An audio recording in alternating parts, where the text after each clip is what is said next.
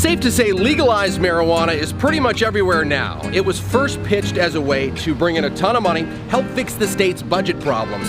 Things got off to a rocky start, but now 4 years after the first gram was sold, there are 60 retail stores in Seattle, like Have a Heart in Greenwood. We have drinks, chewables, we have sugar, indica. You want to think of indica. Excellent. Blue Dream, probably one of the most popular strains throughout. You can still get things done. You can go grocery shopping. So there's a lot going on, but say you want to go to the grocery store, then go to a movie, and you pick Blue Dream. The state of Washington imposes a 37% excise tax on all sales. Thank you very much for coming in to Have a Heart, and have a great day. Pot is more than $1 billion industry in Washington state now, and it appears many underestimated the appetite for pot. The state last year thought it would take in $120 million in that tax revenue. Instead, they took in a whopping $315 million. Consider this. Since the first marijuana retail shop opened in Washington state, we estimate around 500,000 pounds of pot has been sold. That's 250 tons. The same weight of steel used in the Space Needle, twice as heavy as a blue whale. It's the weight of 40 elephants. Okay, you get the point. But when compared to the entire state tax picture, marijuana makes up just a sliver of the more than $21 billion coming in. Still, $352 million in marijuana taxes this fiscal year is a lot of money, but can disappear pretty quickly when it's divided up. Here's where it goes. 8% or $28 million this year goes to substance abuse prevention and treatment. 5% of the tax revenue goes to community health centers. 3% for marijuana education and youth prevention programs.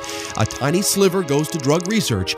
And the biggest chunk, 61% of it, or $216 million this year, helps the state pay for the cost of health care for low-income families. So it makes sense more people would use it, right? More adults do use it in areas where sales are up. But what about the kids? The newest youth survey in the state found that the number of 10th graders using marijuana in the past 30 days has actually increased since 2002. But look, right here in 2012, when it became legalized, that number started to decline ever so slightly. And in fact, in 2016, the latest number, 17% of 10th graders used it in the past 30 days. The images are always staggering. And in the western U.S., there is no question wildfires are happening more frequently. For the sake of this report, let's just look at Washington state, known for its beautiful scenery, its apples, and its beaches. But in the summer months, it's no stranger to smoke and wildfires. Since 2005, there have been 386 larger fires that required some sort of coordinated response to put them out. And we found an obvious trend over time. More of them. We also found they're burning longer. We analyzed data on every major wildfire since 2005 and found while the average burn time for a single wildfire used to be 5 or 6 days, they now last longer on average. In 2017, the average burn time was 51 days, the longest. We also found they are sparking earlier in the season. Wildfires now are much more common in July. But here's the scary part. Scientists are more concerned about how many smaller fires become larger, more destructive fires, forming megafires, or fires that consume more than 100,000 acres. In other words, they're growing much more quickly. Here's an example. The largest fire in Washington history used to be the Yakult Fire of 1902 in southwest Washington. It was a record that was held for 112 years, until 2014, with the Carlton complex east of Chelan. That same record broken the very next year in the Okanagan complex nearby. It's still the largest in state history. Washington state has seen 9 megafires since the year 2000. The entire 20th century had only 5. The reason is kind of a catch-22. Firefighting has been so successful protecting forest land in the 20th century, we're now left with areas full of dry brush and timber in the 21st century, meaning there's much more out there to burn. So, love it or hate it, the viaduct is coming down. It's actually really loud under the, here, can you? There we go. I was saying it's gonna look and sound a lot different when the viaduct is torn down. Remember, when the tunnel opens, there are no exits along the way, so that means drivers who use the viaduct to get downtown won't have two key off-ramps. No more Seneca and no more Western. We determined between 6 and 10 a.m. on any average weekday, year-round, there are roughly 18,731 vehicles northbound on the viaduct, and 10,539 drivers are using those Seneca and Western Avenue exits. All these drivers have got to go somewhere. And no one can predict the future exactly, but we're giving it our best shot using all the available data out there, every car count, every traffic pattern, from WashDOT, who studies the viaduct. It's really going to change how people travel through the city. And SDOT, who studies the downtown streets. It's kind of a big question mark. I hope it won't be a big mess.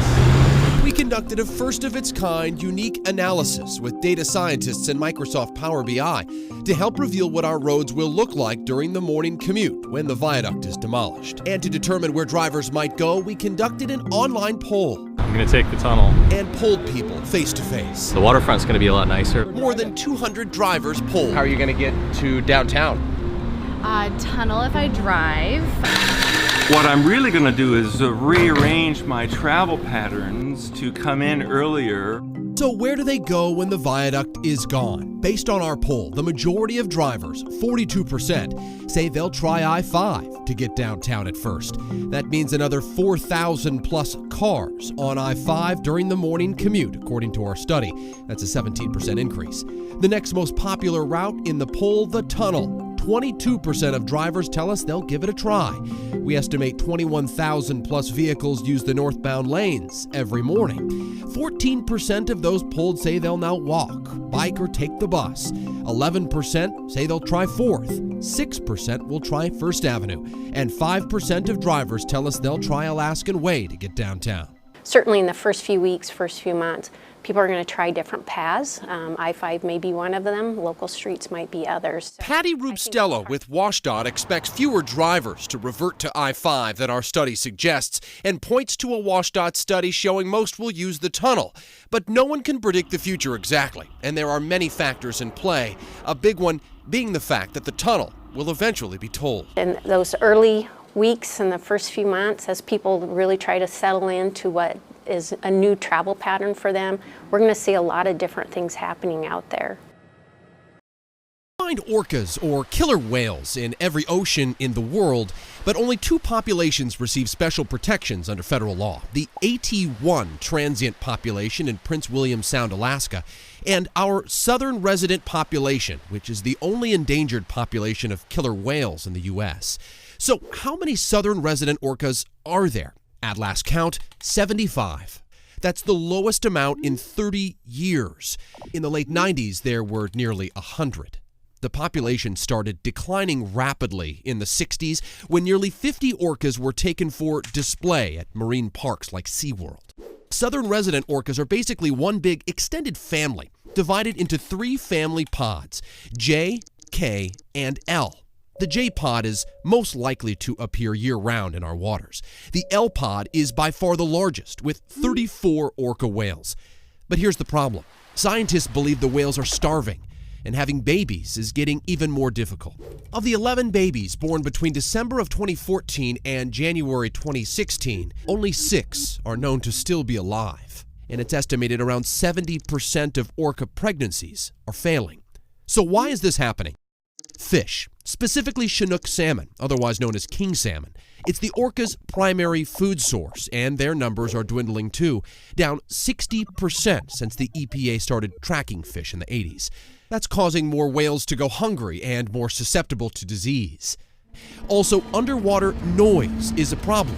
Orcas rely on sounds to find food, and with more boats on the water, noise is a factor in fish finding for the orcas. Then there's pollution. Scientists believe toxic pollutants are contaminating the whales, and they're even passing those toxins onto their babies. Despite all the grim news, the southern resident killer whales are still an essential element of our ecosystem, and researchers have hope they can thrive again someday.